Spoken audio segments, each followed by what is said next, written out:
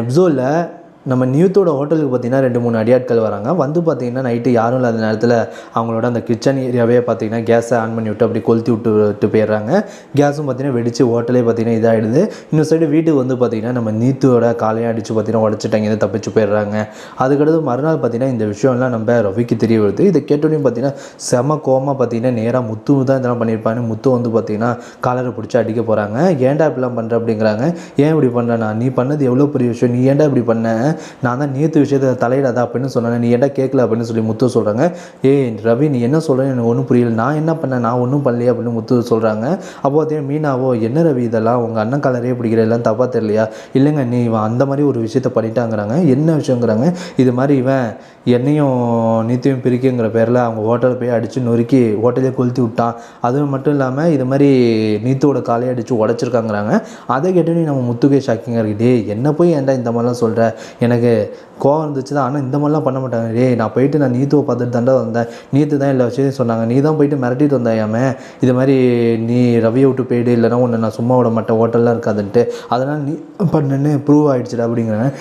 ஏன்டா இப்படி மெண்டல் மாதிரி பேசுகிற, நான் இப்படி பண்ணுவேனாடாங்கிறேன், நீ குடிச்சனா உனக்கு என்ன எதுன்னு தெரியாதடா, நீ தாண்டா இந்த மாதிரிலாம் பண்ணியிருப்பா அப்படிங்கிறாங்க. நான் உண்மையாக பண்ணலடாங்கிறாங்க. நீத்துக்கு எவ்வளோ நல்ல மனசு தெரியுமா. இது மாதிரி போலீஸ்காரங்க வந்து கேட்டாங்க, இது மாதிரி அப்போ கூட இது மாதிரி ஏதோ யதார்த்தமாக தான் நடந்துருச்சு அந்த மாதிரி சொல்லி சமாளிச்சிட்டாங்க, உன்னை மாட்டிவிடவே இல்லைடா, நீத்து ரொம்ப நல்லவங்கடா அப்படிங்கிற மாதிரி பார்த்தீங்கன்னா ரவி நீத்து பக்கம் பேசுகிறாங்க. இதை பார்த்துட்டு நம்ம விஜய்வுக்கு அதிர்ச்சிருக்கு, என்ன திரும்பி நீத்து பக்கம் போய்டுவானுன்ட்டு. நான் சொல்லதை கேளுடா, நான் பண்ணலடா அப்படின்னு பார்த்தீங்கன்னா முத்தி எவ்வளோ சொன்னாலும் கேட்க முடியாது, போடா நான் எவ்வளோ மேலே நம்பிக்கை வச்சுருந்தானா நீ இந்த மாதிரி பண்ணுன்னு நினைக்கலங்கிறாங்க. மீனாவும் எவ்வளோ சொல்கிறாங்க, என்ன ரவி இதெல்லாம் உன் அண்ணன் மேலே உன் அண்ணனை புரிஞ்சுக்கிட்டது இதுதானா, உன் அண்ணன் போய் இந்த மாதிரிலாம் பண்ணுவாரா, அதுவும் ஒரு கடை எரிச்சு அதுவும் அந்த பொண்ணோட காலை உடைப்பாங்களா, இதெல்லாம் யோசிக்க மாட்டியாங்க. இல்லை நீ சில நேரத்தில் முத்துக்கு என்ன பண்ணுறது என்ன இதுன்னே தெரியாது, என்னையும் சுருதியும் சேர்த்து வைக்கணும்னு சொல்லிட்டு இது மாதிரி கோவத்தில் இது மாதிரி அதை அடிச்சிட்டான், ஒரு தண்ணி அடிச்சதுக்குள்ளே அவன் பேருக்கலாம் அப்படிலாம் சொல்கிறாங்க. இதெல்லாம் கேட்டோன்னே மனோஜ் உடனே ஆமாம்மா இதெல்லாம் அவன் பண்ணுற ஆள் தான் அப்படிலாம் சொல்கிறாங்க. உடனே பார்த்தீங்கன்னா விஜய் அம்மா நீ பண்ணதும் நல்லது தாண்டா முத்து, நல்லா அடித்து அந்த பொண்ணோட கைகாலை உடச்சிருக்கணும், அம்மா நீ வேற ஏமா ஏற்றி விட்றங்கிறாங்க.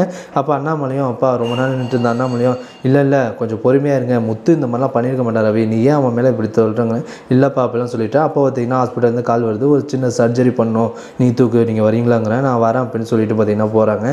சரி முத்து நான் உன்னை என்னமோ நினச்சேன்டா, ஆனால் நீ இந்த மாதிரி பண்ணுவேன்னு எதிர்பார்க்கலடா அப்படின்னு சொல்லிட்டு போகிறாங்க. இதெல்லாம் கேட்டு பார்த்தீங்கன்னா முத்துக்கு ரொம்பவே ஃபீலிங்காக இருக்குது, என்ன இவன் கூட என்னை நம்ப மாட்டேங்கிறானே அப்படின்னு சொல்லிட்டு மீனாவும் பார்த்தீங்கன்னா தனியாக அழைச்சிட்டு போய் நீங்கள் ஒன்றும் கவலைப்படாதீங்க முத்து, நீங்கள் இது மாதிரி போய் மிரட்டினால நீங்கள் தான் இது மாதிரி நீத்து இந்த மாதிரிலாம் பண்ணியிருப்பீங்க அந்த மாதிரி நினச்சிட்டான், மற்றபடிலாம் ஒன்றும் இல்லைங்க, கூடிய சீக்கிரம் உண்மை என்னன்னு தெரியலும் அப்படிலாம் சொல்லியிருப்பாங்க. இதோட இந்த எபிசோடு முடியுது. இதுக்கப்புறம் பார்த்திங்கன்னா இந்த வேலையை பார்த்தது அநேகமாக பார்த்திங்கன்னா சுருதியோட அம்மாவாக தான் இருக்கும். நாம் தான் ஏதாச்சும் பண்ணோம், இது மாதிரி நம்ம பொண்ணோட வாழ்க்கையை காப்பாற்றுன்னு சொல்லிட்டு அடியாட்களை அனுப்பி பார்த்திங்கன்னா நம்ம அதாவது நீத்தோட ஹோட்டலை எரிக்க வச்சுருப்பாங்க. அது மட்டும் இல்லாமல் ஆட்களை அனுப்பி நீத்தோட காலையும் உடச்சிருப்பாங்க. இதை பார்த்திங்கன்னா முத்து கூடிய சீக்கிரமே கண்டுபிடிப்பாங்க. என்ன வெயிட் பண்ணி பார்ப்போம். மறக்காம லைக் பண்ணுங்கள்.